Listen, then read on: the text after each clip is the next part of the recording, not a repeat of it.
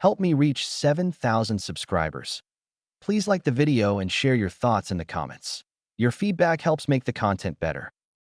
She leaned in the kitchen doorway like she was clocking out of a shift that hadn't even started.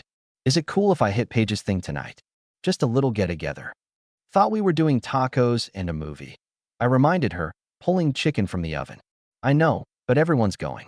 Paige said it'll be fun. I haven't seen people in forever. She checked her phone and smiled at nothing I could see. We could be people, I offered. I've got the grill, cold drinks, 2 hours with your favorite show that I pretend to like. She didn't laugh. It's just, it'll be more interesting there. That sentence hung over the pan like steam. I closed the oven, turned off the burner, and nodded. Go ahead.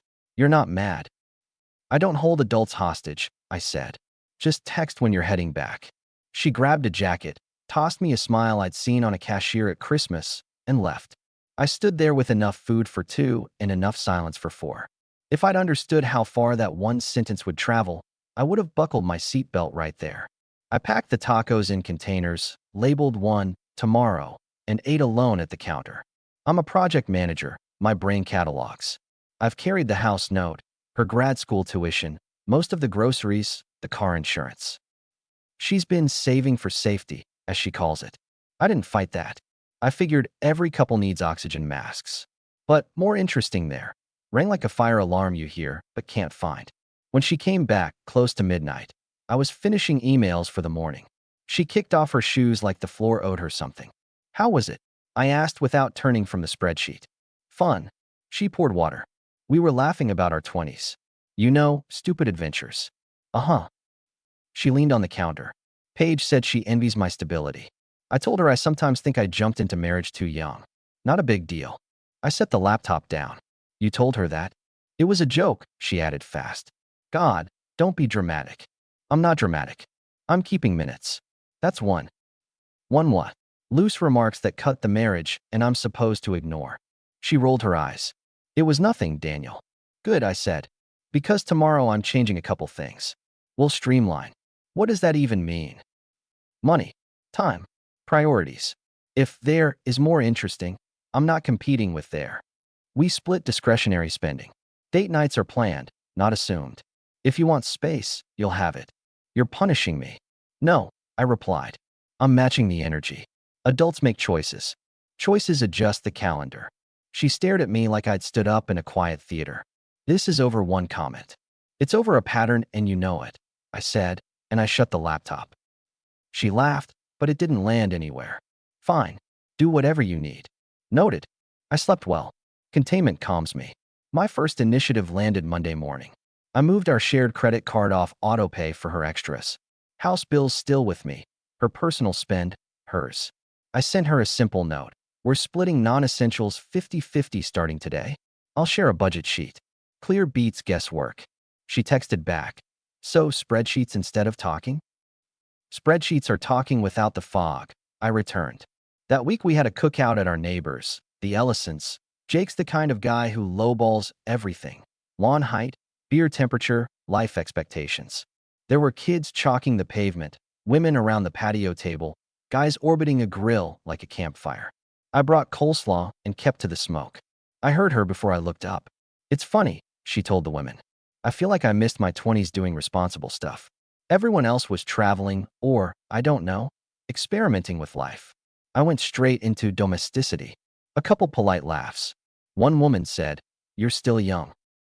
Exactly, my wife pushed. Sometimes I think I married before I really knew myself. Jake, no filter, called over, "Hey, Dan. You hear that?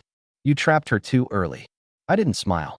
I took the tongs, handed them back to Jake, and walked over to the patio table. Since we're sharing, I said, I'd like to clarify something. If you ever feel like you missed out, you have full permission to explore. No one's holding you. But don't reframe our home as a mistake within earshot of our neighbors. From here on, if you want to talk about our marriage, you talk to me. Not a circle.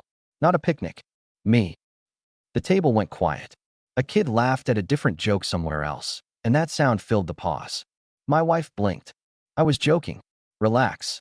Then joke about something you own alone, I replied. Not both of us. One of the women put a hand on my wife's forearm. We've all said dumb things. It's fine. Agreed, I said. And we fix dumb things. So we're going to head out. I nodded to Jake. Steaks are perfect. Thanks. On the walk home, she was a cold front. That was humiliating, she said. For me too, I answered.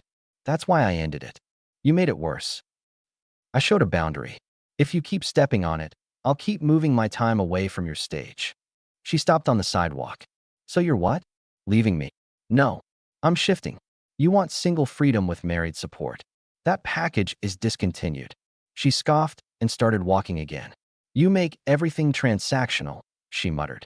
I make it clear. We spent the rest of the weekend quiet.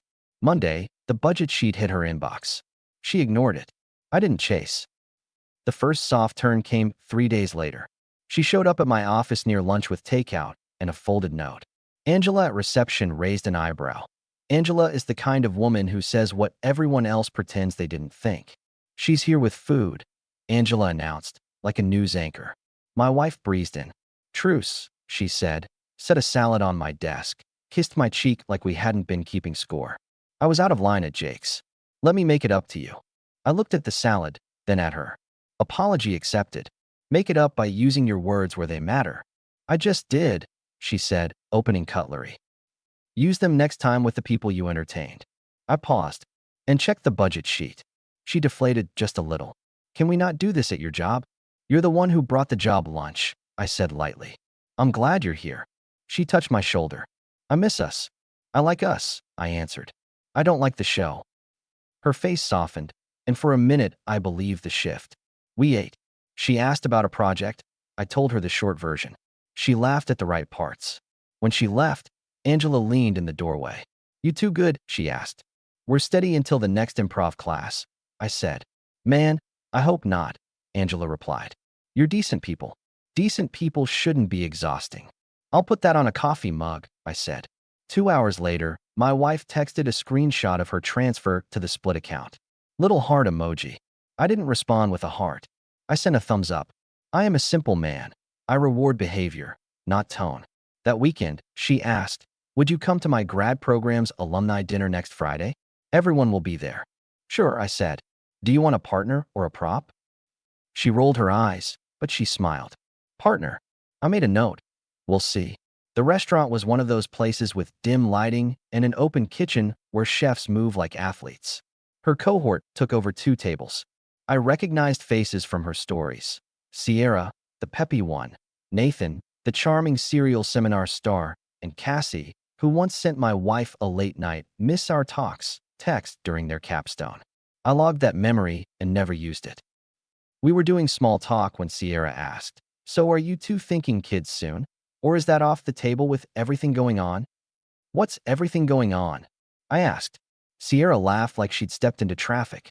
I mean life. Careers. My wife jumped in. We're not in a rush. Honestly, she added, turning to the table with the half smirk I'd seen since that cookout.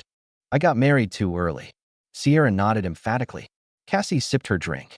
Nathan let out a sympathetic My fork hit the plate gently. I looked at my wife. Never too late to correct a mistake, I said. I signaled the server, handed him my card. We're covered. Have a good night. She blinked, stunned. You're leaving? I don't sit through panels where I'm the topic, I said to her and anyone listening. The server ran the card. I signed, stood, and put my jacket on. Text me if you want to talk like teammates.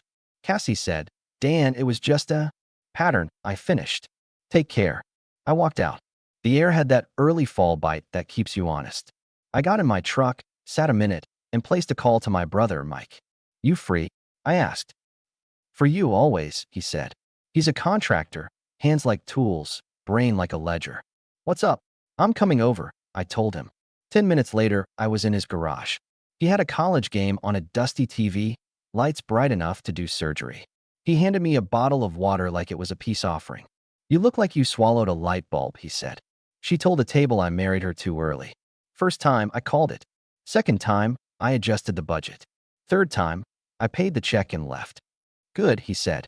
You done? I'm done letting it float, I answered. I pulled out my phone, opened a note. I've got dates and places. 14 instances the last 18 months. I scrolled. Cookout comment. Missed my 20s at Pages. Snark at Thanksgiving, remember? We rushed into this. Then 3 times to her mom. Twice at girls' nights. One at my work barbecue. She told Angela she doesn't know if she chose the right person. Alumni dinner, tonight. And there's the grad school thing. The late-night text girl? They were mentally close. That's her phrase. She shared passages, private fears. He did the same. She swears it was only words. I stored it under context. Mike set the water down. What you going to do? I've been consulting a lawyer. Quietly. No courtroom games, just clean lines. I'm not doing theater. Tonight I pack a bag and go to a short-term place. I'm also taking my name off anything that makes me responsible for her lifestyle. I'll leave the house covered.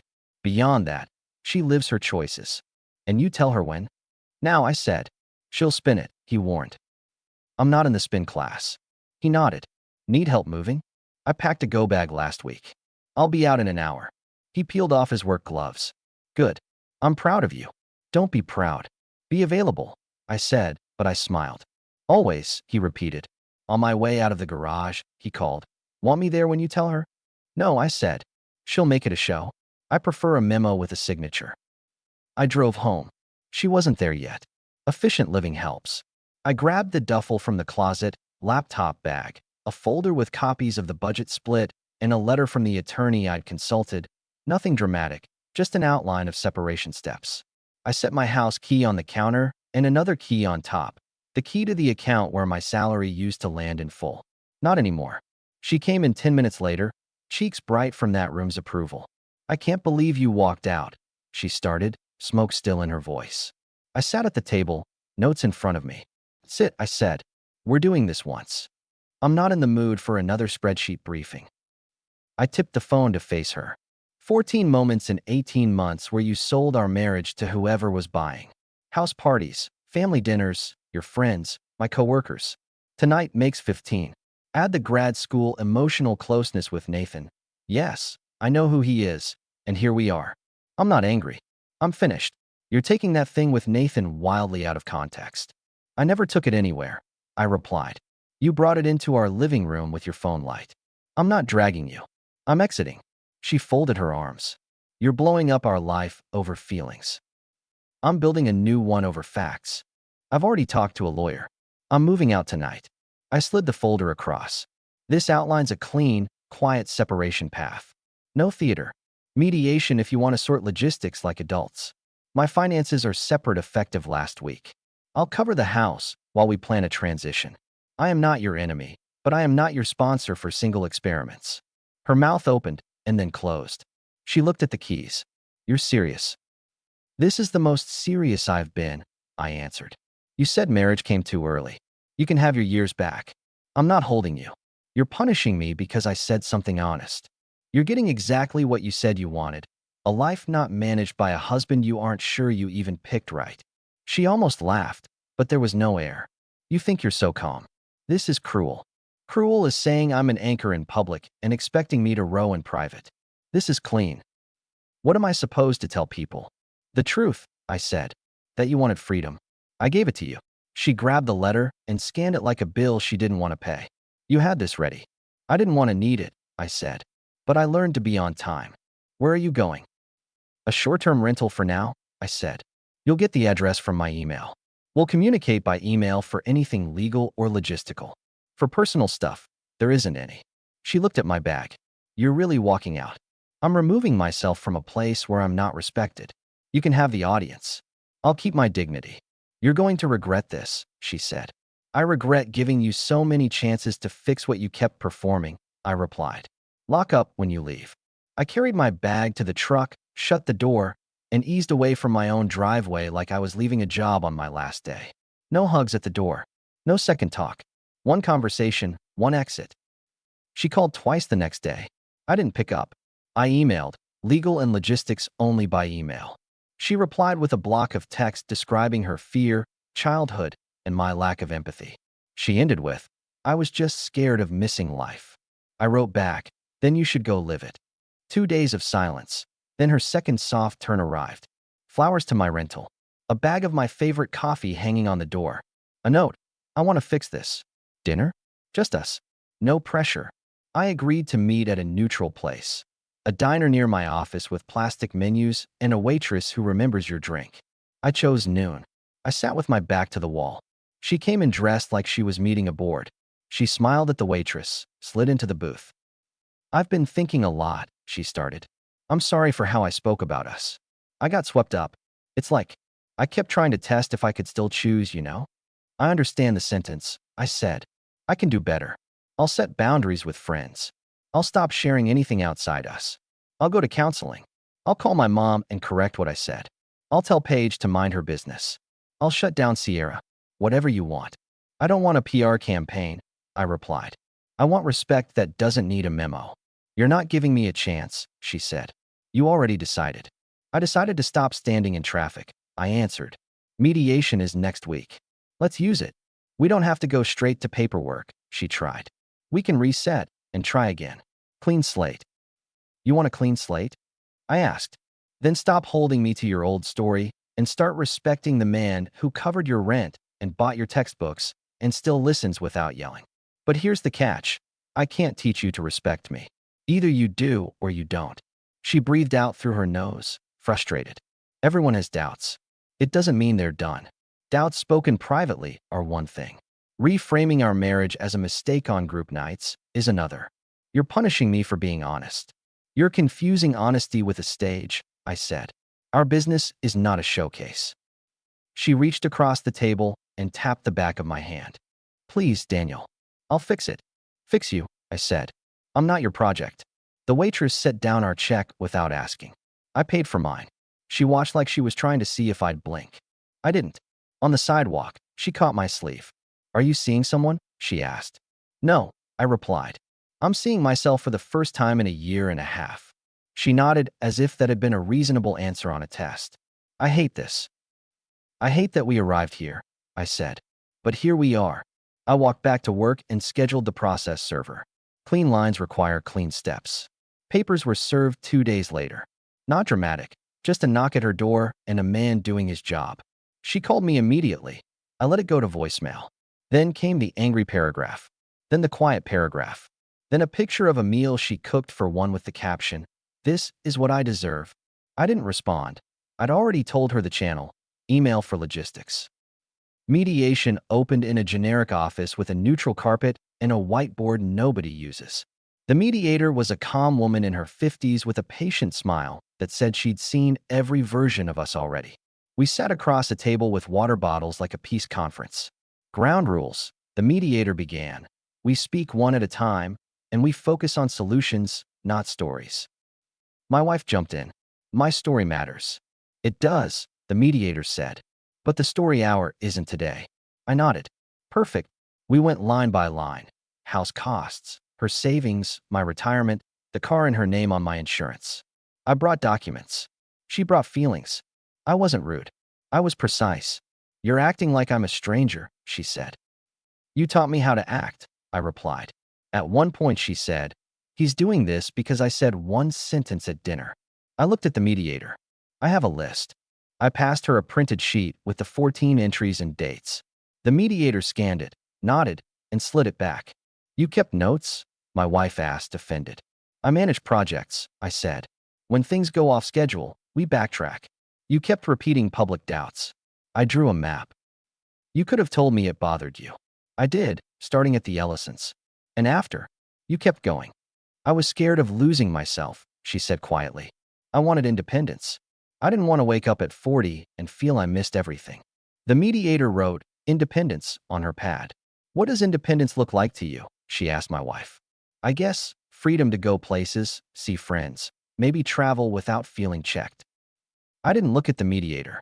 I addressed my wife. You're free now? No checks. She stared back. You're enjoying this. I'm making sure we both understand reality.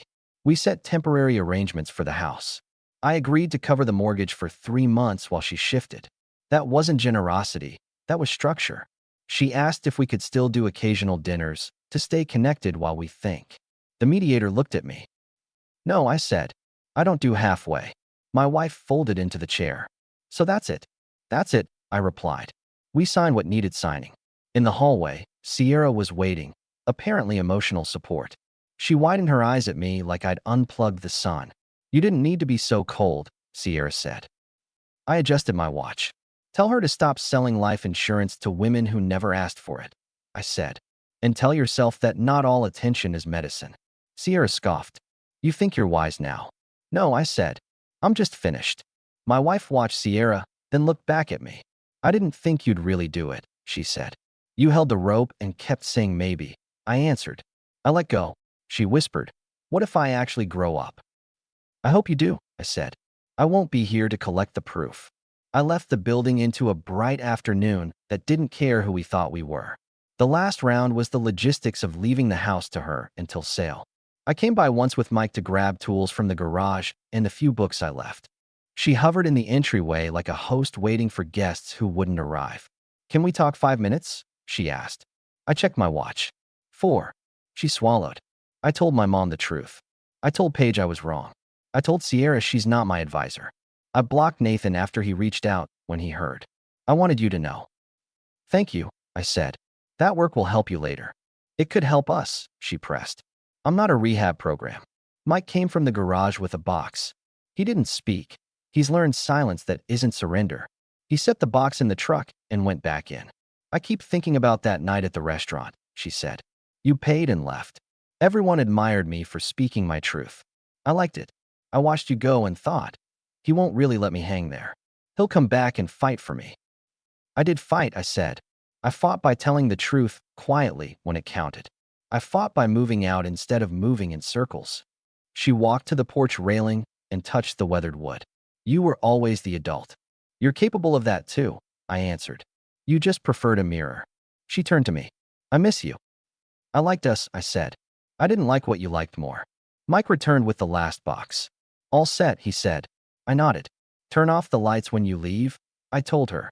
Electricity's still in my name for 2 more months. She winced. That's not funny. It's practical. I got in the truck. She stood there, small against our house. I didn't wave. I don't do encore scenes. That night, I changed the last of my autopays. I forwarded my mail. I set my alarm without wondering if someone else needed it. Angela asked at work if I was okay. Better than okay, I said. I'm consistent. Consistent's underrated, she said. So is sleep. I slept, and it took.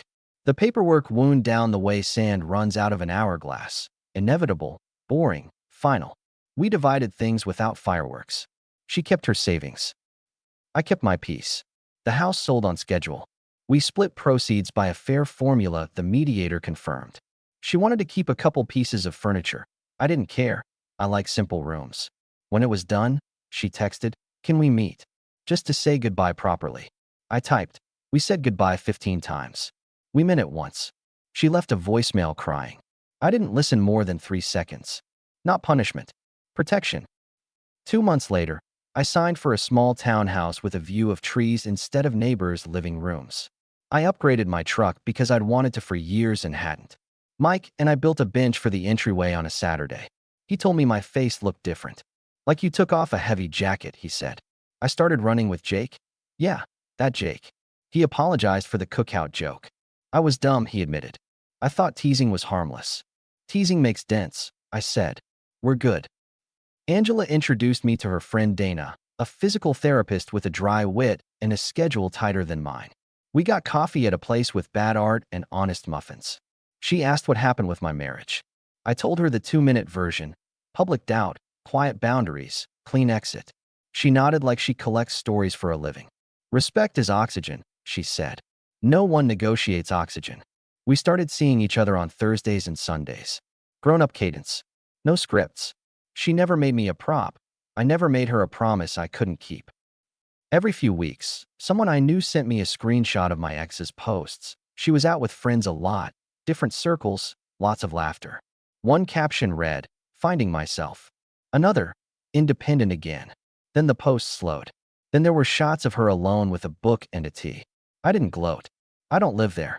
Paige ran into Angela at a farmer's market and made sure the message got to me.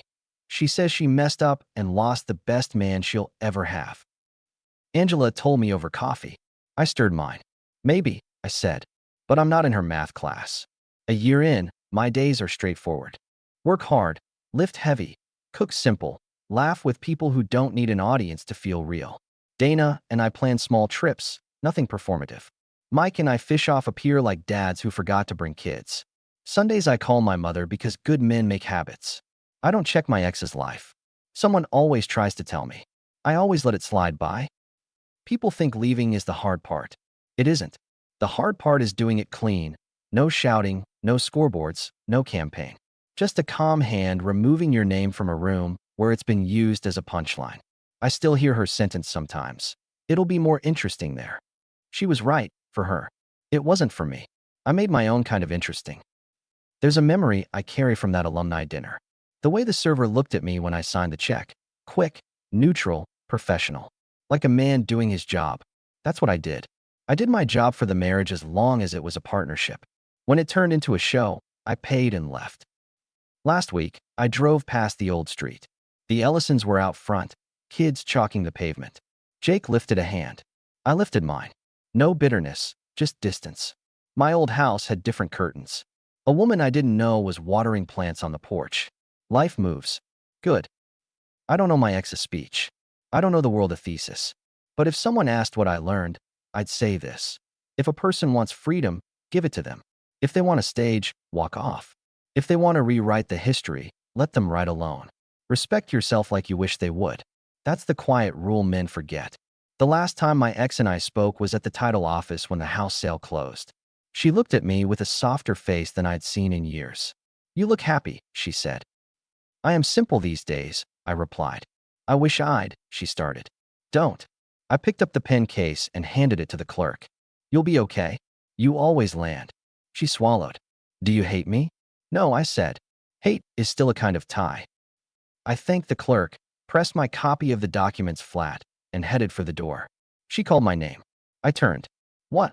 She tried to smile. You always paid the check. And I always left a tip, I said. Take care. I stepped into the sunlight. My truck was right where I left it, clean and ready. Somewhere behind me, a woman was learning what a boundary sounds like when it doesn't move. Somewhere ahead of me, a life waited that didn't require me to be interesting enough for someone else's circle.